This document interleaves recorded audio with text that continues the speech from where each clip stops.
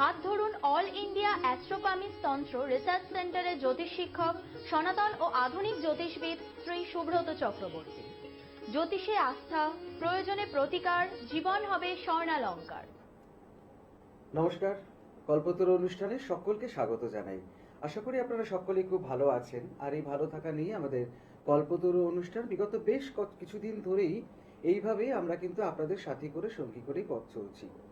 আজকে যে বিষয়ে আলোচনা হবে সেই বিষয়টি অত্যন্ত অত্যন্ত একেবারে এই সময়ে অনেকেই ফোন করেছেন, যারা ফোন করেন, অনেকে আছেন মেসেজ করেন। আপনারা জানেন যে কল্পতরু অনুষ্ঠানে একটি বিষয়ভিত্তিক অনুষ্ঠান এবং সেই বিষয়ের উপর জোর দিয়ে একটি নির্দিষ্ট বিষয়ের উপর আলোকপাত করা হয়। সেরকমই আজকের একটি বিষয় আলোচনার বিষয়, সেই বিষয়টি হলো আজকে রত্ন ধারণ নিয়ে।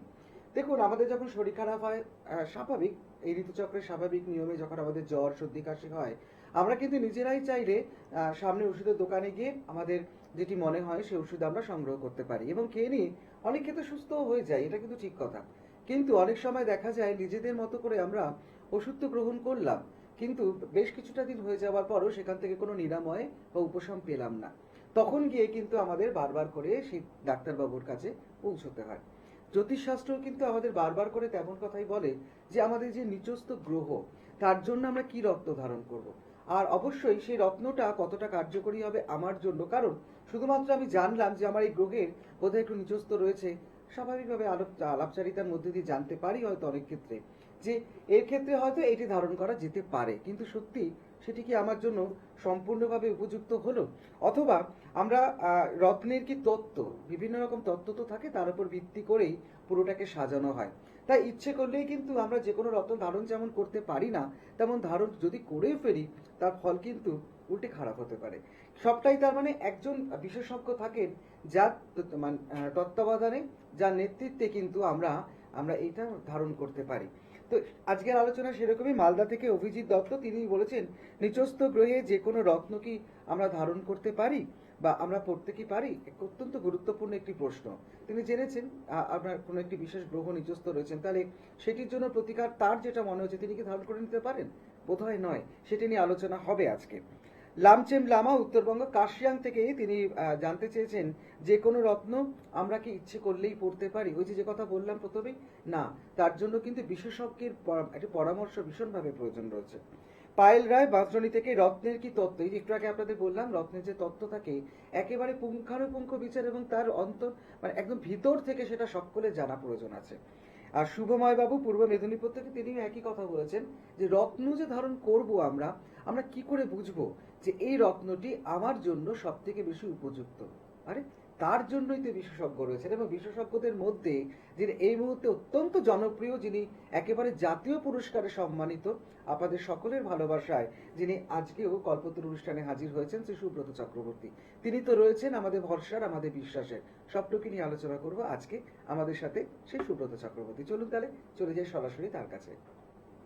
নমস্কার, চ্যানেলের সমস্ত দর্শকদেরকে নমস্কার জানাচ্ছি। অনুষ্ঠান শুরুর প্রথমেই আমার পিতামাতাকে প্রণাম জানাই, প্রণাম জানাই মাতারার চরণে, প্রণাম জানাই সমস্ত বয়োজ্যেষ্ঠ মানুষদের প্রতি যারা আমার অনুষ্ঠান নিয়মিত দেখে চলেছেন টেলিভিশনে প্রত্যেক রোববার দিন দুপুর 2:45 এছাড়া অন্য আরেকটি মিডিয়াতে আমাকে পেয়ে যাচ্ছেন প্রত্যেক সোমবার দিন দুপুর 2:45 এছাড়া সেই চ্যানেলেই আমরা পেয়ে যাচ্ছেন বৃহস্পতিবার 2:30 এই সুন্দর অনুষ্ঠানটা যে আপনার বাড়িতে বসে বা মোবাইলে থেকে লাইভ দেখছেন, তো আমার ক্যামেরার পেছনেই চ্যানেলের টেকনিশিয়ান দাদা ভাই রয়েছে, তাদেরকে শুভেচ্ছা ভালোবাসা জানাই। টেলিভিশনের কর্তৃপক্ষ শুভেচ্ছা ভালোবাসা জানাই এবং আমার সঙ্গে সঞ্চালনায় রয়েছে আবিরদাকে অনেক শুভেচ্ছা এবং ভালোবাসা জানাই। দর্শক বন্ধু, আপনারা প্রত্যেকেই জানেন আমার অনুষ্ঠান মানে নতুন বিষয় এবং নতুন আলোচনা। তো সেক্ষেত্রে প্রথমে যেটা বলে দিই যে এই যে যারা আজকে আলোচনাগুলো শুনতে চেয়েছে আবিরদা, খুব ইন্টারেস্টিং একটা বিষয়।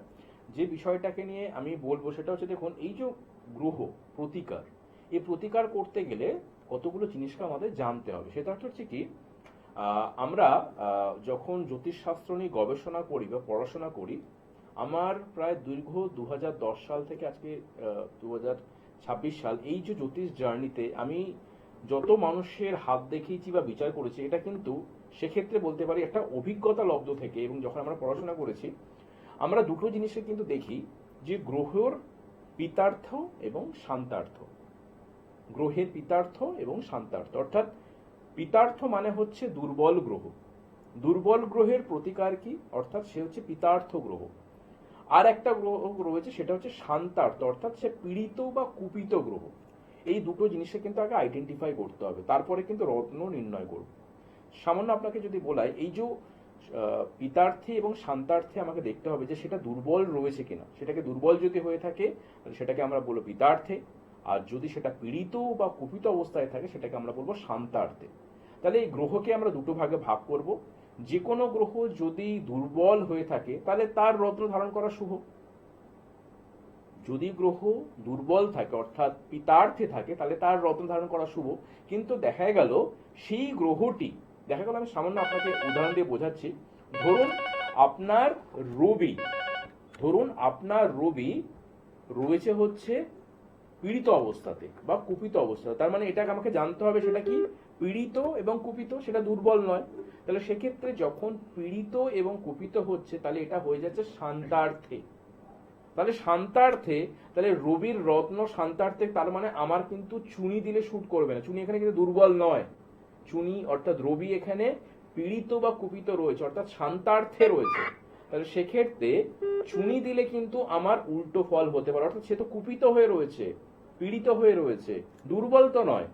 দুর্বল হলে রবির জন্য আমি চুনি করতে পারতাম, কিন্তু সেক্ষেত্রে যখন সে শান্তার্থে হয়ে রয়েছে, পীড়িত হয়ে রয়েছে, কুপিত হয়ে রয়েছে, তাহলে তার রত্ন হিসাবে আমরা দেখব বৈদর্যমণিকে অর্থাৎ ক্যাটসাইকে। বোঝা গেল এখানে? ঠিক সেরকমই ধরুন কারো চন্দ্র প্রচুর পরিমাণে শান্তার্থে রয়েছে অর্থাৎ কুপিত রয়েছে, পীড়িত রয়েছে, তাহলে চন্দ্রের রত্ন কি আমরা প্রত্যেকেই জানি, মুনস্টোন বলি, আমরা অনেকে বলি মুক্ত বলি। আমার প্রচন্ড রাগ জেদ হচ্ছে, জানেন তো, আমার মেয়ে ছেলে না এত রাগ জেদ, আমি একটা মুক্ত পরিয়ে দেবো দাদা। রাগ জেদ মানেই মুক্ত পরিয়ে দিলে ঠান্ডা হয়ে যাবে। এই যে একটা ভুল প্রথা, আমাদের কাছে এসে অনেকে বলেন দাদা জানেন তো মেয়ের এত রাগ, ও বাপরে বাপ, আপনাকে একটা মুক্ত দিয়ে দিন তো, মুক্ত দিলে ঠান্ডা হবে। মানে কনসেপ্টটাই এরকম হয়ে গেছে, মুক্ত মানে রাগ কমিয়ে দিতে পারে। কারণ চন্দ্র তো মনের কারকতা, এটা আমাদের জানা দরকার। সেই চন্দ্র দুর্বল অবস্থাতে না সেই চন্দ্র পীড়িত বা কুপিত অবস্থাতে রয়েছে, এই দুটো পার্টকে জানতে হবে। যদি সেখানে দুর্বল থাকে অবশ্যই তার রত্ন, চন্দ্রের রত্ন মুক্ত বা মুনস্টোন কাজ করবে, কিন্তু যখনই সে পীড়িত হয়ে যাচ্ছে, কুপিত হয়ে যাচ্ছে, সেক্ষেত্রে কিন্তু তখন কাজ করবে নীলা অর্থাৎ শনির রত্ন সেখানে কিন্তু কাজ করবে। সাপোজ মঙ্গল কারো অশুভ অবস্থাতে রয়েছে, তাহলে সেক্ষেত্রে গেলে আমাদের দেখতে হবে মঙ্গল যখন দুর্বল হয় তাহলে তার জন্য আমরা প্রবাল পরে থাকি, রেড কোরাল পরি, যে যেটা বলে, মুঙ্গা বলে, যে যেটাতে বলে। তাহলে মঙ্গল যদি দুর্বল থাকে অবশ্যই রেড কোরাল বা আপনার জন্য কিন্তু প্রবাল ভালো কাজ করবে। কিন্তু সেই মঙ্গল যদি পীড়িত থাকে, কুপিত থাকে, তবে কিন্তু সেক্ষেত্রে আপনার জন্য চুনি ভালো কাজ করবে। অর্থাৎ এই বিষয়টা, অর্থাৎ আপনার গ্রহ শান্তার্থে রয়েছে না পিতার্থে রয়েছে। আবারও একবার বলে দিচ্ছি, গ্রহ যদি দুর্বল হয় সেটাকে জ্যোতিষশাস্ত্রে হিসাবে বলা হচ্ছে পিতার্থে। যদি কুপিত হয়ে থাকে বা সেখানে অশুভ ফল হয়ে থাকে তাহলে সেক্ষেত্রে সেটাকে বলা হচ্ছে শান্তার্থে। তাই এই দুর্বল গ্রহ, পীড়িত গ্রহ, সেটা কিন্তু ভাগ করতে হবে। সেই অনুযায়ী যদি রত্ন ধারণ করা যায় সেই রত্নের কার্যকারী ক্ষমতা অনেক বেশি। এরপরে রত্ন নিয়ে আর একটা বিষয়, খুব গুরুত্বপূর্ণ বিষয় বলবো, অর্থাৎ রত্নের তত্ত্বকে জানা। এটা অনেকে জানতে চেয়েছিলেন, যে রত্নের তত্ত্ব শুভময় আমাকে বলেছিল এবং আরো যারা বলেছিলেন, পায়েল রয় মাজনি থেকে, তো তাদের বিষয়টাকে বলবো যে রত্নের তত্ত্বটা কি। তত্ত্বটা হচ্ছে আমাদের স্নায়ুতন্ত্রকে জানা। আমাকে পায়েল রয় বলেছেন, দাদা আমার বাচ্চা প্রচন্ড পরিমাণে মানে জেদ হয়ে যাচ্ছে, পড়াশোনা একদম অমনোযোগী, ওর বুথটা না নিচস্থ অবস্থাতে রয়েছে, তাহলে কি ওর জন্য পান্নাটা কি শুট করবে? পান্না কি শুট করবে? তাহলে এই যে পান্নাটা, একটা বাচ্চা যখন পড়াশোনা করছে না, সে চঞ্চল হয়ে যাচ্ছে, আমরা প্রত্যেক বাবা মারা ভাবি যে একটা পান্না দিয়ে দিলে, জ্যোতিষে দেখার দরকার নেই, একটা পান্না পরিয়ে দিলেই তার ভালো কাজ হয়ে যাবে। কিন্তু সেই বাচ্চাটা স্নায়ু বা তত্ত্বকে জানতে হবে, তার পান্নাটা সেখানে শুট করবে কিনা। তার জন্য আমাদের স্নায়ুতন্ত্র, অর্থাৎ আমাদের যে তিনটে নাড়ি রয়েছে, এটা কি সুষুম্না নাড়ি, ইলা নাড়ি এবং আরেকটা হচ্ছে কি যেটাকে বলা হচ্ছে পিঙ্গলা নাড়ি। এই তিনটে নাড়িকে যদি আমরা সঠিকভাবে ব্যালেন্স করতে পারি তবে কিন্তু সেই প্রতিকারটা ভালো কাজ করতে পারে। আমি সেই বিষয়টাকে নিয়ে তত্ত্ব নিয়ে আলোচনায় আসবো, কোনো বন্ধু এসছে। হ্যাঁ, আপনার মানে কথা শুনতে শুনতে যেটা মনে হচ্ছিল, আমরা জানি অ্যান্টিবায়োটিক খেতে হবে, কিন্তু কোন অ্যান্টিবায়োটিকটা আমার জন্য সব থেকে উপযুক্ত সেটা না জেনেই খেয়ে ফেলি। ঠিক এক্ষেত্রেও তাই, আমার জানার প্রয়োজন আছে যে কোন জিনিসটা আমার জন্য সব থেকে সুইটেবল আর কি। আচ্ছা, ফোনে কে আছেন? নমস্কার। নমস্কার স্যার, আমি বাঁকুড়া থেকে জেলা দেবাশিস, বাঁকুড়া থেকে, তাই তো? হ্যাঁ, হ্যাঁ, আপনার ডেট অফ বার্থটা বলুন। 26শে জুলাই 1992। 26শে জুলাই 92। আর সময় 92, 92। হ্যাঁ, সময়টা আর বলুন। সময় 5 হ্যাঁ, সরি শুনতে পেলাম না। সকাল 11টা 5। 11টা 5 সকাল। সকাল 11টা নিজের সম্পর্কে জানবেন তো? হ্যাঁ, আচ্ছা, বেশ, সঙ্গে থাকুন। আচ্ছা, জন্মপাঠটা কি রবিবার ছিল দাদা? হ্যাঁ, হ্যাঁ স্যার। লগ্ন হচ্ছে তুলা লগ্ন, রাশি হচ্ছে বৃষ রাশি, ঠিক আছে? আর নক্ষত্র হচ্ছে রোহিণী নক্ষত্র। কর্মক্ষেত্র নিয়ে জানতে চাইছেন? হ্যাঁ স্যার, হ্যাঁ। কাজের জায়গা তো খুব একটা ভালো পজিশন আমি দেখতে পাচ্ছি না, কারণ জন্মছকগতভাবে বুধটা রেট্রোগেট অবস্থাতে রয়েছে, শনি রেট্রোগেট, শনি সক্ষেত্রগত, কিন্তু আপনার জন্মছকে চন্দ্রটা মূলত্রিকোণ হয়ে গেছে, অর্থাৎ কাজ নিয়ে কিন্তু একটা প্রচন্ড পরিমাণে এই সময় একটা ডিস্টার্ব দেখা যাবে, বুঝতে পেরেছেন তো? হ্যাঁ স্যার, হ্যাঁ। আমি কম্পিটিশন এক্সামগুলো দিচ্ছি, কিন্তু কিন্তু এখনো সাফল্য পাইনি। ওইটা দেখুন না যে আদৌ পাবো কিনা। আর দেখুন, এটা নিয়ে আমি একাধিক অনুষ্ঠান করেছি, দেখবেন আমি এর আগে একটা অনুষ্ঠানেও বলেছিলাম যে কোনো গ্রহ যদি মূলত্রিকোণ থাকে, সেই গ্রহকে কিন্তু একটু বলবান করা দরকার। মূলত্রিকোণ গ্রহ মানে কি? মূলত্রিকোণ হচ্ছে লগ্ন পঞ্চম নবমের কম্বিনেশন। যেহেতু চন্দ্র মূলত্রিকোণ হচ্ছে, চন্দ্র রোহিণী নক্ষত্র নিজস্ব নক্ষত্র অবস্থান করছে, চন্দ্র যথেষ্ট বলবান। এই যে মূলত্রিকোণ চন্দ্র, সেই অনুযায়ী দেখতে হবে যে চন্দ্রের কম্পিটিটিভ হিসাবে আপনার লগ্নগতভাবে কতটা স্ট্রং, অর্থাৎ লগ্ন কতটা স্ট্রং রয়েছে। যেহেতু আপনার লগ্ন তুলা লগ্ন, সে চিত্রা নক্ষত্র অবস্থান করছে, অর্থাৎ মঙ্গলের নক্ষত্রে, সেখানে পদ পেয়েছে তৃতীয় পদ। এই যে তৃতীয় পদ, সাধারণত দেখবেন আমরা অনুষ্ঠানে করে যখনই বারবার একটা করে গলা ফাটিয়ে বারবার বলেছিলাম যে তৃতীয় পদ এবং প্রথম পদ, বিশেষ করে যদি মূলত্রিকোণ হয়ে থাকে কোনো গ্রহ, সেটা কিন্তু তার চাকরি জীবনের জন্য খুব খারাপ। এটা আপনার জন্য হচ্ছে, এবং এটা বহু মানুষের সাথে হয়ে থাকে, কম্পিটিটিভ এক্সাম দেয় তারা, সেক্ষেত্রে তারা বারবার দিয়ে থাকে কিন্তু সেখানে ভালো সুফল হয়। এটা শুধু আপনার সঙ্গে নয়, বহু মানুষের সাথে হয়। তাহলে এই জায়গাটার কিছু যদি রেমিডিয়াল গাইডলাইন করা যায়, আপনি আপনার বলবান গ্রহকে আরো যদি একটু বলবান করেন, ঠিক আছে, সেই জায়গাটা থেকে কিন্তু ভালো সুযোগ সুবিধা আসবে। আমি একটু বলে নিই যে আপনি বারবার কম্পিটিটিভ এক্সাম, আমি প্রথমে বলেছিলাম কর্মজীবনে জানতে চাইছেন, এবং কর্মক্ষেত্রে কিন্তু ভালো সুযোগ সুবিধা আসছে না। আপনি এটুকু বলতে পারি দাদা, এই 2026 এবং 2027 এই দুটো বছরকে কাজে লাগান। কেন? আপনাকে আমি বলে দিচ্ছি আপনার ক্ষেত্রে যে সম্পূর্ণ চক্রমে নবম ভাবের যা কম্বিনেশন যথেষ্ট ভালো, এবং পঞ্চম পতি যথেষ্ট কিন্তু ভালো রয়েছে D38-এ। আবার যদি আমি কর্মভাব কুবের চক্রমে 31 নম্বর চারটে দেখি, সেখানে কিন্তু সপ্তম পতি একাদশ পতি খুব ভালো, এবং নবপতিও জায়গা খুব ভালো রয়েছে। কিন্তু আপনার ক্ষেত্রে এখন বর্তমানে যে দশাটা যাচ্ছে বৃহস্পতির মহাদশা, বৃহস্পতির মহাদশা চলে 16 বছর, 2019 থেকে 35 পর্যন্ত চলবে। তাহলে বর্তমানে এখন বৃহস্পতির মহাদশা আর অন্তর্দশা পাস করছে এখন বুধের। এই দশাটাকে কাজে লাগান। এই দশাটাকে যদি কাজে লাগাতে পারেন ভালো করে, মূলত্রিকোণ চন্দ্রের প্রতিকার করুন ভালো করে। চন্দ্রের প্রতিকার মানেই যে বললাম শুধু মুক্ত ধারণ নয়, যেটা মানুষ ভুল বোঝে, আজকে নিয়ে আলোচনা করছি সেটা। আপনি পারলে একটু যোগাযোগ করবেন। মূলত্রিকোণ গ্রহের প্রতিকার যদি করতে পারেন, 2026-27-এর মধ্যে গভর্নমেন্ট সার্ভিস আপনার কেউ আটকাতে পারবে না। ভালো থাকবেন। এবছরই স্যার। বলে দিচ্ছি আপনাকে, 2026 থেকে 27 চন্দ্র মূলত্রিকোণ রয়েছে, তার প্রতিকার যদি করতে পারে, সরকারি চাকরি কেউ আপনার আটকাতে পারবে না। এটুকু জোর গলায় বললাম। বাহ, দারুণ খবর দেবাশিস বাবুর জন্য তো অত্যন্ত আনন্দের খবর। একদম। এবং এই আনন্দের খবর সকলের সাথে ভাগ করে নেওয়া উচিত আমাদের, কারণ আরো অনেক মানুষ আছেন যারা একটু সাজিয়ে নিতে চাইছেন এইভাবে। আপনাদের সকলের জন্য বলি, সোমবার দিন শ্যামবাজার, রবি এবং মঙ্গলবার গড়িয়া আপনারা পেয়ে যাবেন অবশ্যই। বৃহস্পতিবার নৈহাটি ব্যারাকপুর, শুক্রবার পশ্চিম মেদিনীপুর কেরানীটোলা, শনিবার দিন হাওড়া বালি।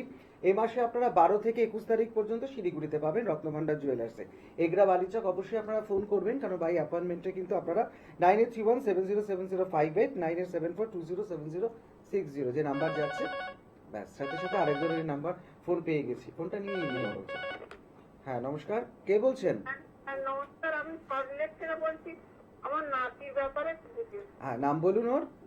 ওর নাম হচ্ছে অর্কজিৎ রায়। অর্কজিৎ রায়। হ্যাঁ। আচ্ছা, ও ডেট অফ বার্থটা বলুন।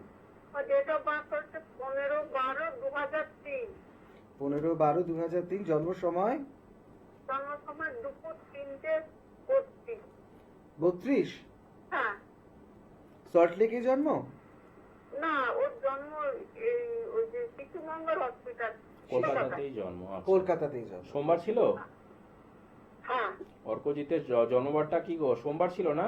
হ্যাঁ হ্যাঁ হ্যাঁ হ্যাঁ সোমবার ছিল। আচ্ছা, লগ্ন হচ্ছে বৃষ লগ্ন, রাশি হচ্ছে সিংহ রাশি, হ্যাঁ হ্যাঁ হ্যাঁ নক্ষত্র হচ্ছে মঘা নক্ষত্র। এ তো একটুখানি জেদি হবে প্রচন্ড পরিমাণে, এর নিজের মতো চলতে ভালোবাসবে, বুঝতে পেরেছেন? ও প্রচন্ড পরিমাণে জেদি হবে, নিজের মতো চলতে ভালোবাসবে। সেকেন্ডলি শনিটা বক্র রয়েছে, কিন্তু রাহু আবার বক্র, মোটামুটি যা নক্ষত্র পেয়েছে সেটা হচ্ছে শুক্রের নক্ষত্র রাহু। দেখুন হ্যাঁ। কি জানতে চাইছেন, ওর কেরিয়ার টেরিয়ার নিয়ে জানতে চাইছেন?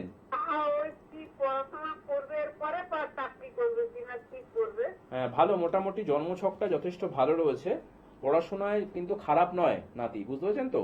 কিন্তু ব্যাপারটা হচ্ছে ওর মধ্যে চঞ্চলতা প্রচুর পরিমাণে আছে, এবং যদি ইঞ্জিনিয়ারিং নিয়ে পড়াশোনা করে কোনো কিছু, কারণ যেহেতু শনিটা পজিশন তো খুব ভালো, এবং বৃহস্পতি লগ্নে মানে সপ্তাংশ চার্টে লগ্নে বৃহস্পতি অবস্থান করছে, এবং তার ঠিক কেন্দ্রপতি হিসাবে বুধ কেতুর কম্বিনেশনটা যথেষ্ট ভালো। ইঞ্জিনিয়ারিং নিয়ে যদি কিছু এগোয়, ইঞ্জিনিয়ারিং নিয়ে যদি এগোয় তাহলে কিন্তু খুব ভালো হতে পারে, বুঝতে পেরেছেন? কি নিয়ে পড়াশোনা করেছে বা কি করছে এখন? ও ইঞ্জিনিয়ারিং পড়ছে, এবছর ফাইনাল ইয়ার। ও আচ্ছা, তাহলে তো ভালো সাবজেক্টে নিয়েছে, এটুকু নিশ্চিন্ত থাকুন ও ভালো জায়গায় পৌঁছাবে নাতি। কিন্তু হ্যাঁ বলুন। এবারে পাস করবে 26 সালে, হুম, চাকরি পাবে না পড়াতে চান্স পাবে? চাকরি হয়ে যাবে, ওর কোনো চিন্তা নেই, কারণ লগ্নে সপ্তমাংশ কলকাতায় হবে না বাইরে? বাইরে, অবশ্যই বাইরে হবে, কারণ দেখুন দ্বাদশের কম্বিনেশন মানেই আবার বাইরে হবে। বাইরে বলতে গেলে ভারতবর্ষেই হবে, পশ্চিমবঙ্গের বাইরে হবে। তবে আর একটা কম্বিনেশন বলে দিচ্ছি, আগামী 1.5 থেকে 2 বছর পর কিন্তু বিদেশ যাত্রাও হতে পারে, কারণ যেহেতু দ্বাদশের কম্বিনেশন তো এই ছেলে কিন্তু দেশে থাকবে না, বাইরে চলে যাবে, বুঝতে পেরেছেন? খুব ভালো চার্ট, কিন্তু একটা জিনিস আমি একটু বলে দিই, যেহেতু মঙ্গল শনি রাহু একত্রীকরণ হয়েছে সপ্তমাংশে, তাহলে সেক্ষেত্রে একটু শরীর স্বাস্থ্য নিয়ে ভুগবে, আর প্রচন্ড জেদি, নিজের মতো চলতে ভালোবাসবে, যেটা ভালো বুঝবে সেটা, মানে আমি যেটা ভালো বুঝবো সেটাই ভালো, কারো কথা শুনবে না। কিন্তু ছেলে কেরিয়ার যথেষ্ট ভালো, আর মোটামুটি চাকরি হয়ে যাবে এবছরের মধ্যেই, চাকরির সম্ভাবনা রয়েছে, আর ভারতবর্ষের মধ্যেই চাকরি হবে, ঠিক আছে? আর পরবর্তী 2-2.5 বছর পর কিন্তু এই ছেলে বিদেশ যাত্রা হবে, বুঝতে পেরেছেন? খুব ভালো, খুব ভালো চার্ট, চিন্তা নেই। হবে না বলছেন চাকরি? হ্যাঁ হ্যাঁ, কলকাতায় হবে না বলছে? কলকাতায় হবে না, কলকাতার বাইরেই হবে। দ্বাদশের কম্বিনেশন তো, দ্বাদশের কম্বিনেশন মানে তারা কলকাতায় থাকবে না, মানে জন্মস্থান তো কলকাতায়, জন্মস্থান থেকে দূরবর্তী স্থানে তাদের কর্ম হয়, এটা একদম অবধারিত। কলকাতায় হবে না, ব্যাঙ্গালোরের দিকে হবে নাকি? হতে পারে, আমি তো বললামই যে ভারতবর্ষেই থাকবে এখন 2.5 বছর, 2.5 বছর পর নাতিকে তো বাইরে চলে যেতে হবে, বিদেশ যাত্রা হবে, তো নাতিকে খুব ভালোবাসে। বোঝাই যাচ্ছে। ঠিক আছে মাসিমা, চিন্তা করবেন না, নাতির জন্য আপনি ফোন করেছেন, শুধু ওর শরীর স্বাস্থ্যের জায়গাটা একটু খেয়াল রাখতে হবে, কিছু প্রতিকার দরকার, আর খুব জেদি, আপনার নাতি প্রচন্ড জেদি। বুঝতে পারেন কি সেটা? বুঝতে পারি না তো। হ্যাঁ খুব জেদি, মানে জেদটা একদিক থেকে ভালো, কিন্তু ওই বললাম যে পড়াশোনার প্রতি জেদটা রেখেছে বলে আজকে ভালো জায়গায় গেছে, কিন্তু যেটা ভালো বোঝে সেটাই ও ভালো করে এগোয়, মানে ও কারো কথা খুব একটা পাত্তা দেয় না, নিজের মতো চলবে, বুঝতে পেরেছেন তো?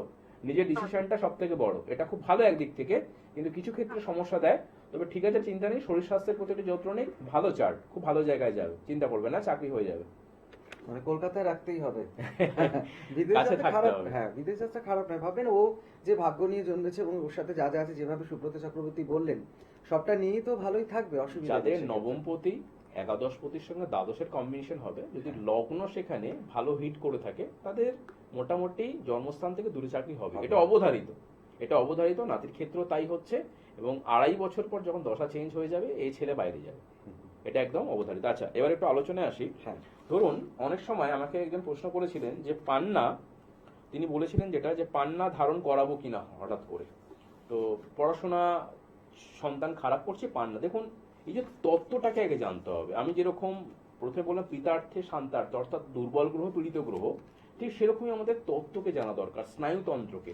আমরা যদি একটু ভালো করে দেখি, আমরা যখন একটা রত্ন ধারণ করছি, একটা আঙুলে পড়ছি, নির্দিষ্ট কোনো আঙুলে পড়ছি, বা গলায় লকেট হিসাবে পড়ছি, বা আমরা আর্মসে পড়ছি, বাহুতে পড়ছি, বাজুতে, তাহলে যখন পড়ছি সেটা কাজ করছে কিভাবে? আমাদের স্নায়ুর উপরেই কিন্তু কাজ করছে, আমাদের সূর্য রশ্মির সাহায্যে গোটা বডিতে স্নায়ুতন্ত্রের উপর কাজ করছে। তাহলে আমাদের 3টে স্নায়ু যে মেন রয়েছে, অর্থাৎ সুষুম্না নাড়ি যেটা রয়েছে, সেটা আমাদের শিরদাঁড়ার যে মাঝ বরাবর রয়েছে, তার ঠিক বাঁদিকে রয়েছে কি? ইলা নাড়ি। এই যে ইলা নাড়িকে আমাদের জ্যোতিষের ভাষায় বলা হয় চন্দ্র নাড়ি। আবার সেই সুষুম্না নাড়ির বাঁদিকে রয়েছে হচ্ছে পিঙ্গলা নাড়ি, যেটাকে আমাদের জ্যোতিষের ভাষায় বলা হয় কি? সূর্য নাড়ি। অর্থাৎ ইলা নাড়িকে চন্দ্র নাড়ি, আর পিঙ্গলা নারীকে বলা হচ্ছে সূর্য নারী। এই নারী তত্ত্বকে যদি আমরা মেলবন্ধন করতে পারি, এই যে দুটো নারী রয়েছে, ঠিক আবার যে আমাদের যেখানে মস্তিষ্ক রয়েছে, এই মস্তিষ্কের একটা বাম গোলার্ধ আর একটা ডান গোলার্ধ, সেখানে কিন্তু ইড়া এবং পিঙ্গলার যে অবস্থান সুষম নারী অনুযায়ী সেইটাকে ব্যালেন্স করা। যদি দেখতে পাওয়া যায় যে বুধ কিছুভাবে দুর্বল রয়েছে, তাহলে কিন্তু সেটা পিতার্থ হয়ে গেল, তখন কিন্তু পান্না তার জন্য দুর্দান্ত রেজাল্ট দিতে পারে, ভালো কাজ করবে। কিন্তু একটা বাচ্চার যখন দেখা যাচ্ছে খুব পড়াশোনায় চঞ্চল, সেই নারী তত্ত্ব অনুযায়ী আমাদের ইড়া পিঙ্গলা এবং সুষমা নারীকের কম্বিনেশন অনুযায়ী আমাদের দেখে নিতে হতে পারে যে সেইখানে যদি বুধ কিছুভাবে পীড়িত হয়, বুধ যদি কিছুভাবে দুর্বল হয়ে থাকছে বা কুপিত হয়ে থাকছে, দুর্বলের জন্য আলাদা, পীড়িত বা কুপিতের জন্য আমরা তখন শান্তার্থের প্রতিকার দেব।